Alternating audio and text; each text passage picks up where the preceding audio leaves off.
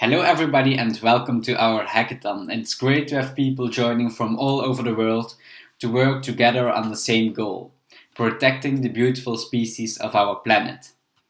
Our website is of course very important to us. It's a way to reach a lot of people, to attract volunteers, to raise awareness, to get funds, etc. Faunawatch is an international operating animal welfare and conservation foundation, and we like to involve people from all over the world, and especially youngsters. There are a lot of very important species on our planet, but we still know little about them. And the more we learn about their emotional development, how clever they are, etc., and how important they are for us, the more we realize how important it is to protect them. And I would like to share two stories with you about two different species and why they are important. At first, I would like to share a story about the elephants. At the moment, we are working on a project in Uganda for chimpanzees and elephants. And elephants are very intelligent beings.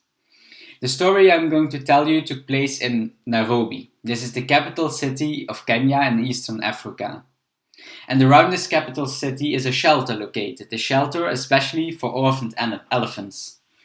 A lot of elephants get killed for their tusks, and sometimes even mothers get killed, which leaves their babies helpless.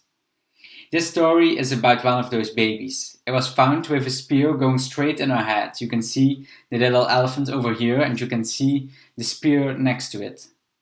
She needed to go as quickly as possible to the shelter to get surgery and to remove the spear. Of course, there was a big chance that she wouldn't survive the surgery. But after surviving the surgery, there was still a big chance that she would die out of grief. Baby elephants and their mothers have a very good bond. And this baby elephant saw a mother getting killed in front of her eyes. Normally, when wildlife goes to a shelter, it's very important to keep a lot of distance from them. They don't need to get attached to us humans. But with elephants, this is different. They need to find a new mother, in terms of a caretaker. They need to get a very good bond with each other, and this will prevent the little baby dying from grief. She got a caretaker, and this person takes care of an elephant for 6 to 10 years. And in the first weeks, they will be day and night together. Luckily, she survived the first weeks, and she also survived the next years. And after those 6 years, she could go back into the wild. And in search of food and water, elephants walk often over the African continent. They have all the roots and all the drinking spots in their big minds, and they walk often to the same places. And 20 years after she was released back into the wild, she came across the shelter. And at that time, her caretaker was still working over there. She saw him, ran to him, and did a box. This is a box they often do to improve the bond. It is a box between the hand of the caretaker and the trunk of the elephant. So she still knew that this person saved her life, that this person took care of her for such a long time. They are very good developed emotionally. Another example of their emotional development is that they bury dead elephants. If a family member dies, they make a grave for it. And when they come along such a grave, they will take a pause and grieve about their died ancestors. It's also very dangerous to enter such a grave, because if an elephant is there, they will protect their ancestors. Another great example are the bees. We did a beekeeping project in Ghana where we educated students and teachers from several schools to become a beekeeper. And we did several projects for solitary bees in the Netherlands. Bees are of course very important for the pollination, and they are responsible for a lot of our food sources. In addition to this, bees have a very intelligent system of communicating.